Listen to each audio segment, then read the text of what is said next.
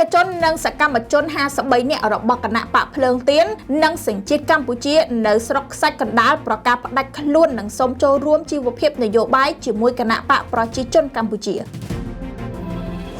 បេក្ខជននិងជាសកម្មជនគណៈបកភ្លើងទៀននិងគណៈបកសញ្ជាតិកម្ពុជាចំនួន53នាក់នៅស្រុកខ្សាច់កណ្ដាលបានបន្តប្រកាសផ្ដាច់ខ្លួនពីបកប្រឆាំងនិងគោរពស្នើសុំសម្ដេចតេជោហ៊ុនសែនចូលរួមជីវភាពនយោបាយជាមួយនឹងគណៈបកប្រជាជនកម្ពុជាលោកបណ្ឌិតខួនសុវណ្ណទីប្រឹក្សាសម្ដេចតេជោហ៊ុនសែនប្រធានគណៈបកប្រជាជនកម្ពុជានិងជាអនុប្រធានក្រុមការងារចលនាកសាងសមាជិកគណៈបកប្រជាជននៅមូលដ្ឋានខេត្តកណ្ដាលបានឲ្យដឹងថាលោកគួរចម្រើនប្រធានគណៈកម្មាធិការគណៈបកខេត្តបានផ្ដល់ភាពកក់ក្ដៅដល់បេក្ខជនសកម្មជនរបស់គណៈបកនយោបាយនានានៅក្នុងខេត្តដែលបានចូលរួមជីវភាពនយោបាយជាមួយនឹងគណៈបកប្រជាជនកម្ពុជាលោកបន្តថានៅពេលនេះលោកស៊ុយឆៃលៀងប្រធានក្រុមការងារចលនាកសាងសមាជិកគណៈបកប្រជាជនកម្ពុជាចុងមូលដ្ឋានខេត្តកណ្ដាលនិងក្រុមការងារបានចុះជួបផ្ទាល់ជាមួយនឹងបងប្អូនដែលមកពីគណៈបកប្រឆាំងនៅខេត្តកណ្ដាលសូមចូលរួមជីវភាពនយោបាយជាមួយនឹងគណៈបកប្រជាជនកម្ពុជា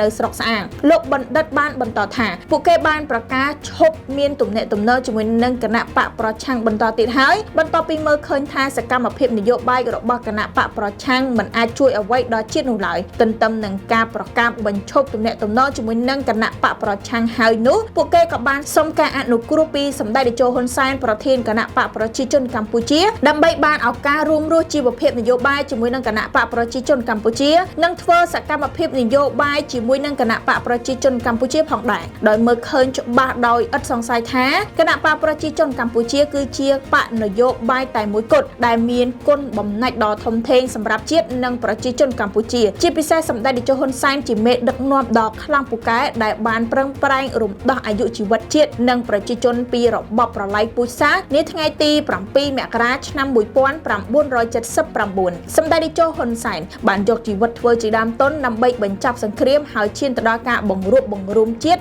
និងកសាងជាតិឲ្យរីកចម្រើនដោយពេលបច្ចុប្បន្នក្រុមសកម្មជនទាំងអស់បានមើលឃើញទៀតថាគណៈបកប្រជាជនកម្ពុជាគឺជាគណៈបកដែលមានគោលនយោបាយច្បាស់លាស់នៅក្នុងការដឹកនាំជាតិនិងកសាងជាតិឆ្ពោះទៅរកភាពរុងរឿងជាពិសេសគណៈបកប្រជាជនកម្ពុជាគឺជាបង្អែកនិងជាទីទុកចិត្តរបស់ប្រជាពលរដ្ឋក្នុងការធានារក្សាបាននូវសុខសន្តិភាពនិងស្ថិរភាពសង្គមដែលជាលក្ខខណ្ឌដ៏ចាំបាច់សម្រាប់ធានាការរស់នៅប្រកបដោយភាពរីករាយរបស់ប្រជាពលរដ្ឋជាមួយគ្នានេះពួកគាត់ក៏បានអំពាវនាវដល់អ្នកបម្រើគណៈបកប្រឆាំងទាំងអស់ឲ្យភ្ញាក់រលឹកនិងឈប់ចាញ់បោកគណៈបកប្រឆាំងបន្តទៀតហើយចូលរួមសកម្មភាពនយោបាយជាមួយនឹងគណៈបកប្រជាជនកម្ពុជាដើម្បីកសាងជាតិមាតុភូមិឲ្យរុងរឿង